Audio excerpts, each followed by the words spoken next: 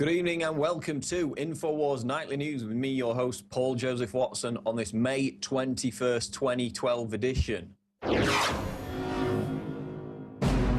Tonight. You will not disrespect the President of the United States in this class. An audio recording between a teacher and a North Carolina high school student goes viral as she tells her students that it is a criminal offense to criticize Obama. Plus, the state of Hawaii responds to the Arizona Secretary of State's request for Obama's birth certificate. Then, the police state welcomes NATO as Mayor Emanuel has authorized militarized social control of Chicago, and protesters who've clashed with police are being held on terrorism charges. All that plus more of tonight's top headlines, and Syrian Girl joins us live via video Skype tonight on the Infowars Nightly News.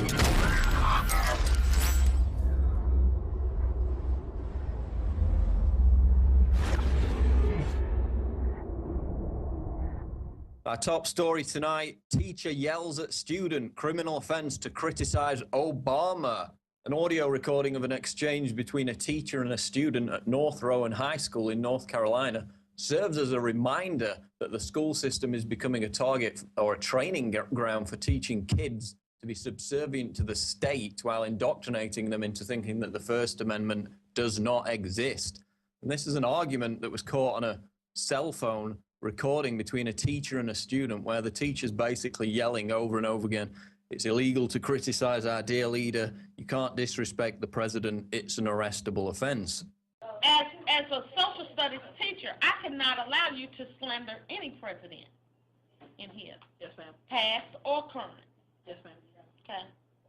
You will not disrespect the President of the United States in this classroom. I'll say what I want. Not about him, you won't. And the school actually reacted. Massive controversy online, you know, hundreds of thousands of views on the video. But the school reacted by calling it a learning experience. And no action whatsoever was taken against the teacher, even though she's basically teaching her kids in the class that the First Amendment does not exist. And in the article, we actually put out an Infowars about this. You can go and watch a deluge of other videos where children in government schools are being taught to worship Obama and also chant mindlessly his campaign slogans. You'll all remember, of course, the infamous Obama military youth drill. The cult of personality is certainly still being built up around Obama as we head towards 2012. And in some cases, you know, it rivals the kind of thing you'd expect to see out of North Korea. Remember also that in 2009, the White House actually announced that it would start broadcasting Obama's speeches directly into classrooms, and that the Department of Education would instruct teachers to ask children, quote, why is it important that we listen to the president and other elected officials? So they're getting in at an early stage, getting into the schools. And so not only are the schools now, you know, prison training centers with the surveillance cameras, the patrol cops, the drug raids, the fake attack drills, you know, watching kids via their webcams, the teachers in Pittsburgh, nothing happened. But they're also literally becoming re-education camps in that they train kids not to be suspicious of authority and not to question elected representatives, servants like the president himself, but to literally worship and praise Barack Hussein Obama like he's some kind of Christ figure. So again, another great reason to homeschool. AMC buyout part of Chinese takeover of media. Again, this is an Infowars.com story written by myself. Chinese company Wanda has announced it will buy AMC, the second largest theater chain in the United States, increasing fears that the Chinese Communist Party is expanding its influence globally as part of a media takeover. Beijing is investing heavily in projecting its soft power or cultural influence by boosting China's state media presence abroad, including the USA, where the Chinese government has also run advertisements in New York's Times Square, reports USA Today. So remember, of course, the remake for Red Dawn, you know, the classic Cold War 1984 film about the Russian troops invading. Originally, the remake in 2009 was supposed to feature Chinese troops invading America. That got switched because the production company, NGM, started getting calls from Chinese state media saying they didn't appreciate China being depicted in a negative light. And of course, the financial clout of such threats in terms of the Chinese market certainly made MGM sit up and take notice. And they actually had to mothball the film. It hasn't even been released yet, set to be released at the end of this year, because they had to edit. They had to literally go into the film and edit out all the Chinese signage and props and replace them with those of North Korea, because the Chinese government, the Chinese state media made it clear they weren't happy about it. So we've already had examples of Chinese communist censorship system imposing their financial clout through threats of intimidation against the American film market. And now we're going to get that to an even greater extent with this takeover. And the guy that actually owns Wanda, this company that have bought this big theater chain, is, quote, a Communist Party member who sits on the nation's top advisory council. He's the guy who's now running America's second largest theater chain. Government tyranny. Illinois Department of Agriculture secretly destroys beekeepers' bees, and 15 years of research proving Monsanto's Roundup kills bees. This is out of Natural News. An Illinois beekeeper with more than a decade's worth of expertise about how to successfully raise organic, chemical-free bees is the latest victim of flagrant government tyranny. According to the prairie advocate Terrence Terry Ingram of Apple River, Illinois, owner of Apple Creek Apiaries, recently had his bees and beehives stolen from him by the Illinois Department of Agriculture, as well as more than 15 years worth of research proving that Monsanto's Roundup is the cause of colony collapse disorder. Again, it appears as though he was targeted basically because of the 15 years worth of research. They went in and claimed that his bees had this, rare, odd disease that nobody had ever heard of before, and they used it to go through all his his beehives, all his records, completely trashed it, shut him down. And given the fact that Monsanto is buying up the very companies responsible for producing the studies that found that their pesticides and herbicides cause CCD, it's no surprise to see it now going to this level where they're directly going onto people's farms, no warrants whatsoever, and just shutting people down, because the beekeepers, of course, they're the ones that are most aware of the environmental holocaust that Monsanto's products are waging on the bee population, which is, of course, vital for world food security. And so, again, they basically just came on his land and destroyed everything he had, part of Monsanto's continuing campaign of terror against anyone who tries to expose them. Next story on Infowars Nightly News. Jim Cramer is predicting bank runs in Spain and Italy and financial anarchy throughout Europe. During an appearance on Meet the Press on Sunday, Jim Cramer of CNBC boldly predicted that financial anarchy is coming to Europe and that there will be bank runs in Spain and Italy over the next few weeks. This is very strong language for the most famous personality on the most watched financial news channel in the United States to be using. I'm predicting bank runs, Spain and Italy within the next few weeks. Without a coordinated policy, there is going to be financial anarchy in Europe, and it is going to cause a slowdown worldwide. China and here, this must be dealt with. The Germans are in charge, and they're pro-austerity, not growth. Well, of course, if you were reading Infowars.com 2 or 3 years ago, you would have heard something very similar. And we're already witnessing the bank runs in Greece as of last week. Massive, what was it? Nearly $1 billion taken out in banks just over a few days. And as we reported, the elite's concern is not necessarily about Greece. Of course, they couldn't give a damn about it as an individual sovereign country. It's about the threat of a good example. If Greece drop out of the euro, and this is what top Bilderberg members have said, if they drop out and then they go on to stage an economic recovery in the aftermath of dropping out of the euro single currency, then that threat of a good example may just be too much to resist for these other European countries. And that's why the establishment has been so desperate to install its Goldman Sachs technocrats over the globe, because, they don't want to see a trickle turn into a stampede and crush their whole dream of a European federal superstate, which was, of course, the brainchild of Bilderberg itself from way back in 1955, decades before the Maastricht Treaty that formally introduced the euro single currency. Ken Bennett, Arizona Secretary of State, gets response from Hawaii on Obama birth certificate request. This is out of the Huffington Post. Arizona Secretary of State Ken Bennett has reportedly received a response from the state of Hawaii regarding his request for verification that President Obama was born in the United States. According to KTVK in Phoenix, the Hawaii Attorney General's office told Bennett that he must take a number of steps, including proving that the confirmation is necessary to update his office's records in order to receive the verification. And basically, there's a quote from Bennett: "I'm not a birther. I believe the president was born in Hawaii, or at least I hope he was. But my responsibility as Secretary of State is to make sure that the ballots in Arizona are correct and that those people whose names are on the ballot have met the qualifications for the office they are seeking." And of course, in addition to that, thousands of people from Arizona have demanded that he look into this. And of course, events on Friday told us that the birther issue is not going to go away.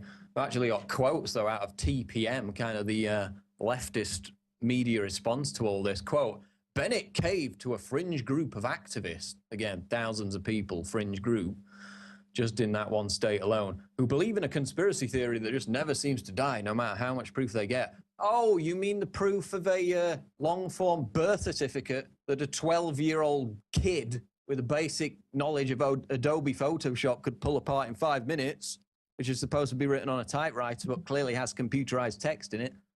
That proof? Is that what you're talking about? Here's another one out of the Talking Points memo regarding this story. Hawaiian officials have said time and again that Obama was born there in 1961, yet the theory persists. Well, I'll tell you why the theory persists. Remember Hawaii Governor Neil Abercrombie and his efforts to get a birth certificate, copy of the long form? Well, listen to this quote. Quote, "There is no Barack Obama birth certificate in Hawaii. Absolutely no proof at all that he was born in Hawaii." That's what radio host Mike Evans said Abercrombie had told him. And of course, Evans later bizarrely recanted and denied it all after making such a blunt statement.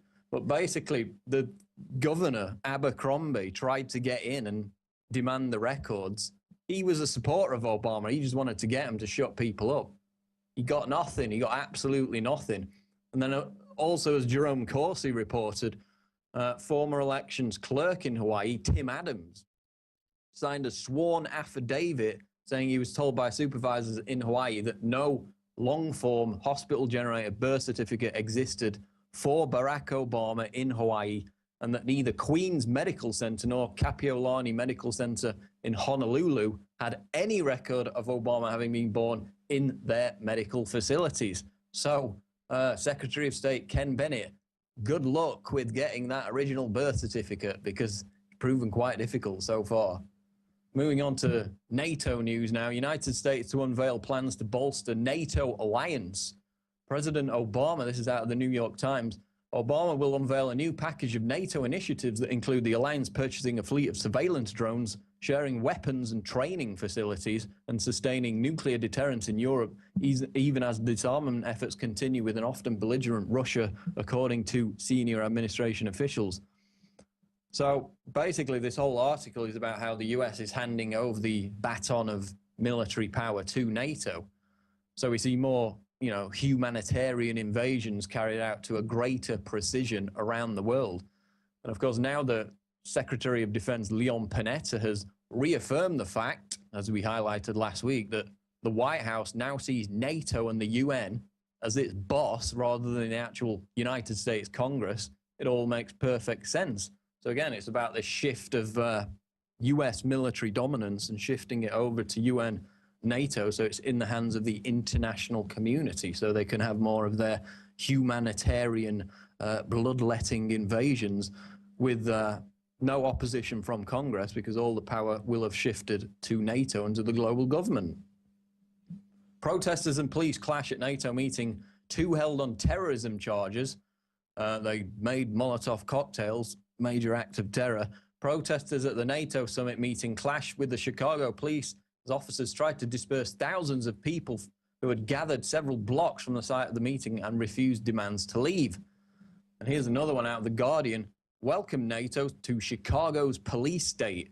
With NATO delegates arriving Saturday night, the city of Chicago has been turned into a police state, courtesy of Mayor Rahm Emanuel, who several months ago began implementing new draconian anti-protest measures. Chicago has gone on security lockdown. And of course, that meeting ends today.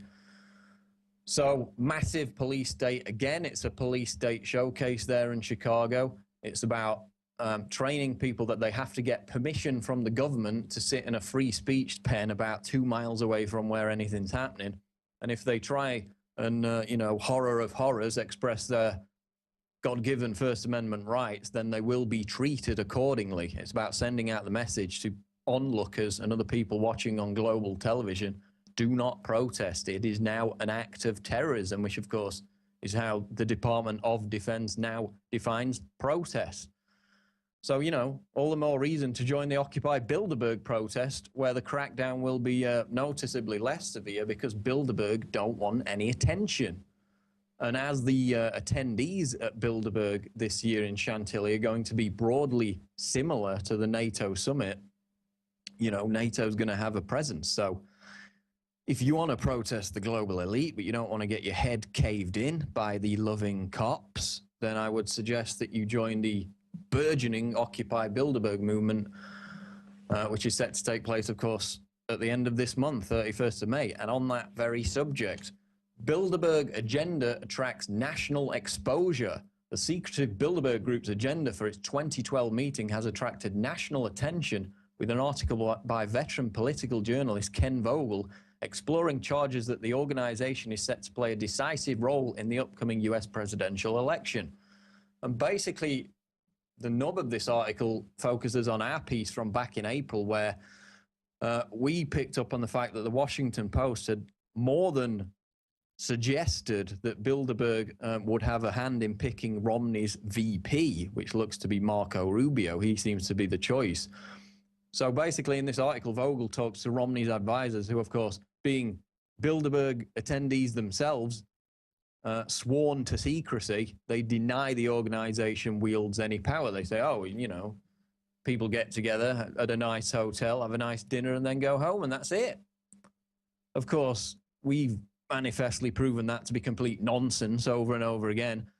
The Bilderberg Group sets the consensus for policy, which its attendees then agree to carry out in their respective spheres of influence. And that's not me saying that. That was former NATO Secretary General Willie Claes, who admitted it in a 2010 radio interview. He was an attendee. He said, we go there, we create a consensus, we get our orders, we take them back, we implement them. Again, just a game of golf and a nice dinner in a nice hotel. So, Occupy Bilderberg, again, shaping up to be the biggest protest ever. I saw on Facebook 800 people had completely committed to going. Another 500 were maybe. Those numbers are up now, probably past 1,000. You've got people who don't even use Facebook that are going to be going.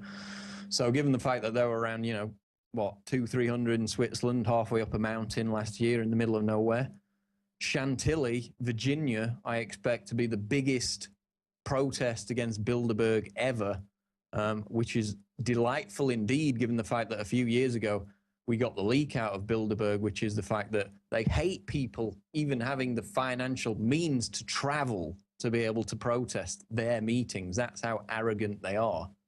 And their arrogance is going to be noticeably diluted as well this year because, of course, as Alex Jones has broadcast, he has 2 sources inside Bilderberg feeding him information on the group's secret agenda. That's how he was able to phone up the Westfield's Marriott and book the hotel room, even though, they say there's no rooms available, because he had the code word for the conference, which is the Palm Tree Conference. He got it from his Bilderberg source. So we expect there to be many more explosive bombshell revelations out of the upcoming Bilderberg 2012 conference at the end of this month. Once again, I invite all our viewers, of course, many of you will be watching this on YouTube, to subscribe at prisonplanet.tv. This is what funds the entire operation. If nobody subscribes, then you're not going to see this on YouTube. You're not going to see it anywhere. You're not going to see the kind of explosive guests and information that we bring to you here at Infowars on a daily basis. So it's $5.95 a month, discounts for yearly subscriptions. We've kept the same prices, even lowered them, even though, you know, it's been in operation now for 8-9 years.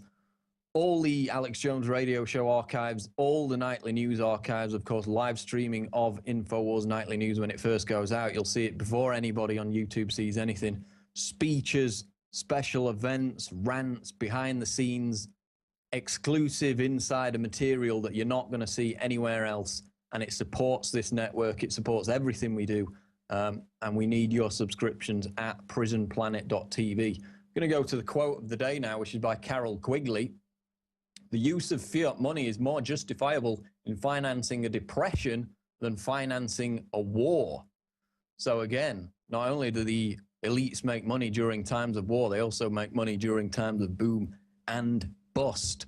We're going to go to a break now. Coming up after the break, I'm going to talk to Syrian Girl, the outspoken anti-NATO activist, about the situation not only in Syria, but also the Middle East, as US troops now officially present in Yemen. So we're going to go to that interview after this break on Infowars Nightly News. Stay tuned. We're back on Infowars Nightly News, and I'm delighted to welcome now a prominent, outspoken activist against NATO's takeover in the Middle East, and of course, rising star of YouTube. It's Syrian Girl. Syrian Girl, welcome to the show. Hi, I'm glad to be here, Paul. Well, isn't it an amazing coincidence, as we see, of course, the humanitarian crises developing in Libya and Syria, you know, the targets of NATO regime change. Meanwhile, over in Bahrain, people are getting put in prison camps for sending tweets critical of their government. People are being killed in the country by Saudi troops. But don't worry, because the UN is holding a working group discussion about the matter. So, Syrian Girl, tell us about events in Bahrain. Well, one prominent thing you notice about Bahrain is actually missing from the mainstream media a great deal. And many people will not even know that Saudi Arabia invaded Bahrain to try to quell the uprising over 6 months ago. And now, more recently, Saudi Arabia has come up with a brilliant plan that will make Bahrain cease to exist as a country altogether, in a part of a Saudi Arabia-Bahrain unification proposal. So the people of Bahrain obviously are quite angry about this, and there's been some mass protests across Bahrain, and it's clearly a breach of sovereignty. And you know, there's been human rights violations, of course. I'm not Bahraini. I don't really like to comment on people's internal politics, but in this case, it's obvious that a foreign power has invaded a country by the request of the Bahraini government. But in the first place, the Bahraini government was a puppet of Saudi Arabia. And one of the biggest crimes of Bahrain, that the government of Bahrain did against its people, was the center square of Bahrain had a very symbolic, they called it the pearl, and it was a statue in the middle of the square, and people used that statue to rally around, and the Bahrain government just destroyed the whole symbol, the whole statue, so people wouldn't rally around it. And that's the kind of attitude that the Bahrain people are facing. So moving on to, obviously we got that situation unfolding, being completely ignored by the establishment media in the West, while they'll still crow about the glorious Syrian rebels busy carrying out terrorist attacks again on Saturday. But meanwhile in Yemen, while Hillary Clinton, you know, admits that the US and Al-Qaeda are on the same side in Syria, in Yemen we've got US troops on the ground, again, no congressional authorization, and it's all in the name of fighting Al-Qaeda, even though we're on the same side as Al-Qaeda in Libya and Syria, the best enemies money can buy. And there's a quote here out of the LA Times today. Obama said in 2010 he had, quote, no intention of sending U.S. boots on the ground to Yemen. But Army General David Petraeus, now head of the CIA, offered to secretly put U.S. Special Operations troops in the country, leaked State Department cables show. Then President Saleh rebuffed his proposal, the cables show. And then we had a convenient little Arab Spring in Yemen, and Saleh, who was, proving a roadblock to all this, was outed. He was toast. So, Syrian Girl, U.S. troops in Yemen now officially. What's the core objective behind these boots on the ground that Obama promised he would never send? Well, it's a little bit strange that the U.S. is using Al-Qaeda to, in a different way in Syria, and then it's using it in Yemen as a pretext for an invasion. And that might be something that we're going to see them try to do in Syria, although Syria's military is quite strong, so perhaps it won't be an intervention to a level of an invasion. But with Yemen, if you asked what's the importance of it, why are they there? Well, if you look at Yemen geographically, it's right next to the Suez Canal, and it's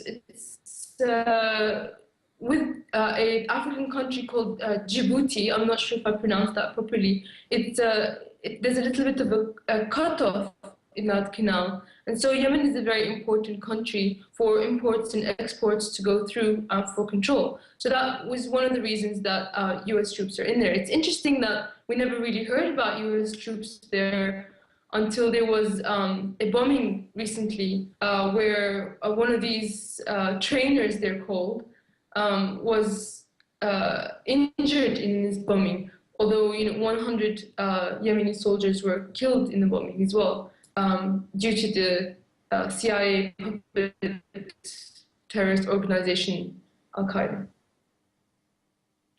So we've got that situation unfolding again, another domino they're trying to topple there in the Middle East. I want to focus it back on Syria again.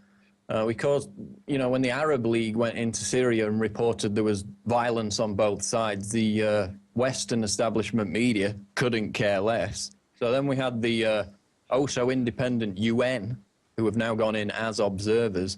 And we learn from the photographic and video evidence that they're palling around with Al-Qaeda, those same, bad guys that were in Yemen to fight, and actually under protection in this independent mission, under protection of the rebels.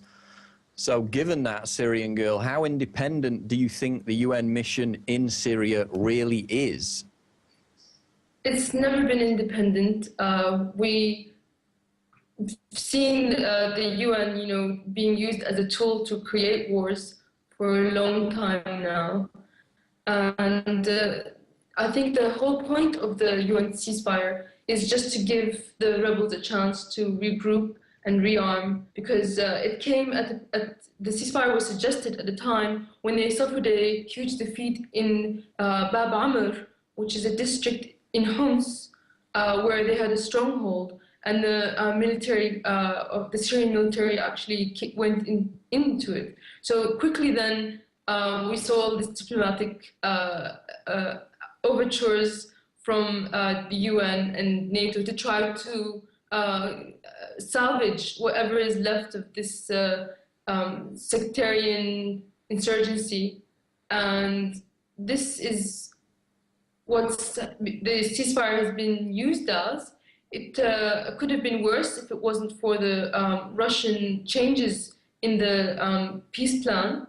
But of course, it was going to fail from the start because the insurgents themselves failed to agree to it, and they continued their offensive. Only the Syrian military had its hands tied behind its back by the ceasefire and couldn't attack the insurgency to the full. So that's really the point of the whole thing. And it's funny to assume that the NATO side is wanting to see the ceasefire succeed, because as it was going, what has happened in Syria, the international EU and NATO has increased sanctions against Syria, and they have openly declared monetary funding and non-weapon aid to the rebels, although Syria and the Lebanese military has been capturing weapons shipments, huge ones, over the last few months since the ceasefire was declared. So it's obvious that at least the EU and NATO have no intention for there to be peace or a ceasefire, and they're actively undermining the so-called ceasefire. Well, a lot of people say it's just a holding pattern to get the rebels organised, because we now know that the arms are flowing in, funded by the US, of course, and the talk is that observer mission is merely a stopgap until they can get those rebel brigades organised for a proper offensive, but we shall see. Sticking with Syria, though, another topic I find fascinating, because it directly relates to some of the stuff we put out, is our friend Syria Danny. Because isn't it interesting how almost immediately after that embarrassing performance on CNN's Anderson Cooper, himself a former CIA agent, completely harmless, I presume, completely failed to defend his role in staging war propaganda, this Syria Danny, after he was caught doing so on video. And Syrian Girl, isn't it the case that he's basically now disappeared almost completely after being exposed as basically a war propagandist? Yes, they have no more use for him, as he's been debunked and exposed by none other than Infowars. And the video of him forging the interview existed for 2 weeks on the internet, and nobody picked up the story except for Infowars. And only once they did was Anderson Cooper forced to basically distance himself from Danny with this botched whitewash that they attempted on their show. So unfortunately, though, there's continuing disinformation coming out from the media, if not with the use of this Danny. There's plenty of other people to buy off, and there's been a recent piece of information that from the FSA that they killed 6 Syrian officials. And Al Jazeera picks this up, and then other media have picked it up. And in fact, all of those government officials came out and said they're alive. So the lies continue, and I don't think we've seen the end of them. Here's a common question, but it's one I'm going to ask. What do you say to people who say, well, this Syrian girl is just being paid by the Assad regime to propagandize and cover up the fact that his government's killed 10,000 people? Well, I think that it's just an easy way to put aside everything I say and delegitimize it, when it's obvious that I've stood clearly my position that I have always been a patriotic opposition to the government. I have no links at all to the Ba'ath Party, and these allegations, they're just a way to tarnish someone's image and someone's name by people who don't like what I'm saying. And I wonder who benefits least from what I'm saying. And, they would have something to gain from claiming that I'm somehow linked to the Syrian government. Well, I guess we've got the entirety of the Western establishment media pushing the line that these glorious rebels are in fact freedom fighters when they're carrying out terrorist attacks on a weekly basis. So I guess that angle's covered. Well, actually, another story I read in the Financial Times a few days ago was written by Anne-Marie Slaughter, who is a CFR member. And she was basically saying, look, we've reached an impasse with the Syria situation. Nothing much is happening. They haven't, overthrown the regime as soon as they wanted. She said, let's arm the citizens with smartphones and facilitate them the ability to upload abuse videos to a centralized UN hub. So they're actually proposing going in there, arming people with cameras and cell phones and saying, you can go and upload, you know, your Syria Danny style propaganda videos to our UN hub. Does that sound open to abuse or what? I think it's pretty strange because that already happened. Most of the insurgents are armed with high-powered cameras, and I have video evidence of this because they all pulled them out when the UN monitors were present. And, you know, smartphones exist in Syria already, so what you're saying is a bit ludicrous and outdated because this has already been happening since the beginning. And of course, it's being abused. And, you know, these Al Jazeera and CNN and BBC and France 24, they love this one-sided view from a shaky camera that nobody can really tell what happened or who shot who, because then they can make whatever they want out of it. And I think it's clear that after such time has passed, where the Syrian people stand, you know, there's not been any mass rallies in the street to the level that we saw in Egypt. So if she wants to know what Syrian opinion is, she only needs to look at that. Okay, is there any, tell people how they can get your material. I believe it's mainly on YouTube, isn't it? Yes, I have a Twitter account also, it's Partisan Girl, and I also have a YouTube. And I just wanted to say one last thing because I was asked to by some Syrian compatriots that live in Sydney, Australia, that they've been attacked by sectarian forces that have burnt down their mosque, which is an Alawite mosque. So I just wanted to say that the sectarian tone of this insurgency is just increasing. And thank you for this interview. Okay, we'll continue to watch developments in Syria and the Middle East as a whole with interest. Syrian Girl, thanks for joining us on Infowars Nightly News. Thank you. That's going to do it for this edition of Infowars Nightly News. We will see you on tomorrow night's show. Again, I urge you to subscribe at prisonplanet.tv, but that's going to wrap it up for today. Thank you.